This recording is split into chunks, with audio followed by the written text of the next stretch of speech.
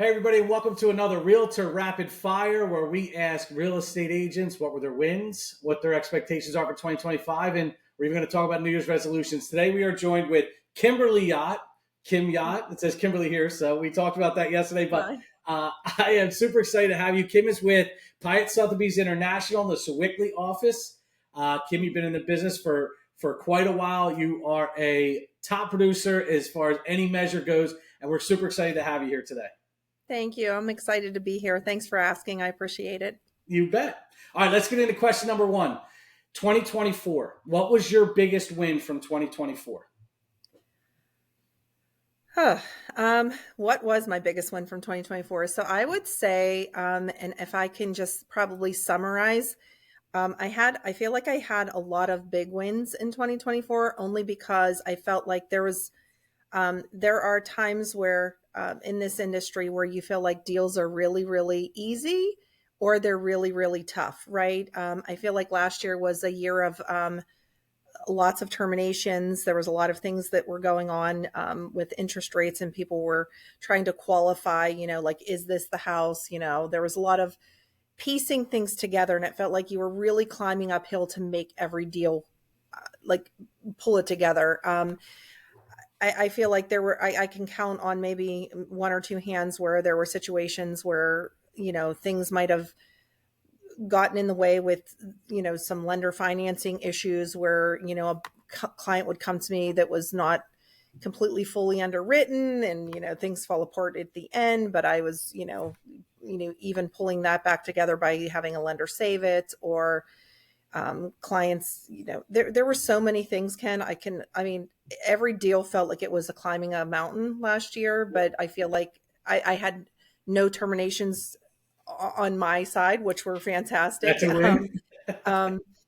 We had a buyer termination, one, I should say one buyer termination, but it was really warranted and we had to do that. But, one of the biggest, one of the best things in real estate is when you can piece together a lot of sell buy situations where you're selling a house and helping a client move on to a new buy process as well. I had several of those last year. It was actually one of my highest years in where I was helping a client do both simultaneously, and every single one of those deals closed last year, and I was super proud of that. So I've heard that a lot, that 2024 was really, and I'm paraphrasing here, just kind of putting together some of the other conversations I've had. sure.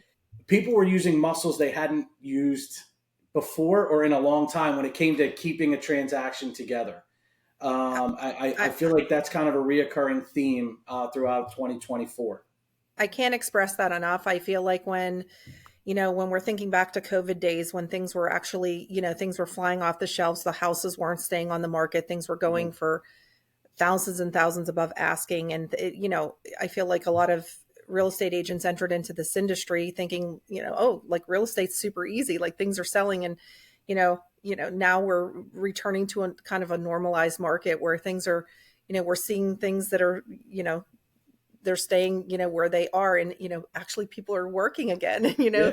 they're piecing together things and, really, the markets will shift all the time. And it really is, you have to have somebody that's able to adapt to those situations and, find ways to kind of blend both sides harmoniously. And I think that, when you're working with a professional, they know how to do that. And I pride myself in being able to kind of pull both sides together to get those things to the closing table. So When you're talking to other agents about 2025, our second question is what are you projecting for 2025 and the agents that are out there and they're working, whether they're new agents or experienced agents, you're reading the tea leaves, what are you seeing around the corner? Well, if the first couple weeks of January is any indication, I feel like we're warming up to be a very consistent year. I feel like I've sat on enough calls.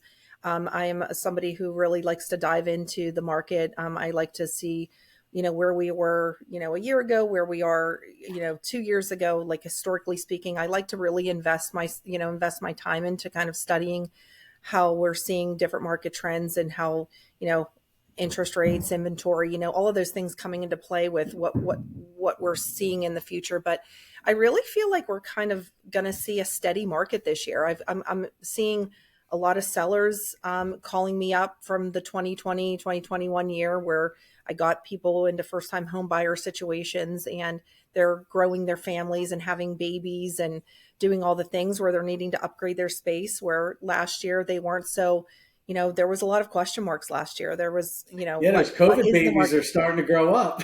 Those babies grow up and things get bigger. And, I have 4 kids myself, and, those what are the like everything is plastic and big, so you need Yeah, space. So yeah, I feel absolutely. like there was a lot of hesitation last year, whereas now I'm starting to see a lot more people coming off the fence and saying, okay, like we're kind of like returning to a market where we're not going to, I don't feel like we're going to see a huge dip in interest rates. I feel like we're going to kind of stay steady. I mean, you would know, I feel like, I tend to agree. maybe, and you can agree or disagree. I'm thinking, could we stay around 6.5? That's kind of like where I'm thinking, but could we see like high fives maybe by the end of the year? Maybe. But I feel like there's nothing drastic going to happen in 2025, which I feel like the general public they're understanding that. There was so many question marks, surrounding, like leading up to after the election. And I think people are just coming off the fence, and people were wanting to make some moves now. So I Yeah, feel like we're going to be returning to a nice market. I agree that rates are not going to be the driver per se, but No. they'll have some impact on maybe seasonality, Okay. here and there.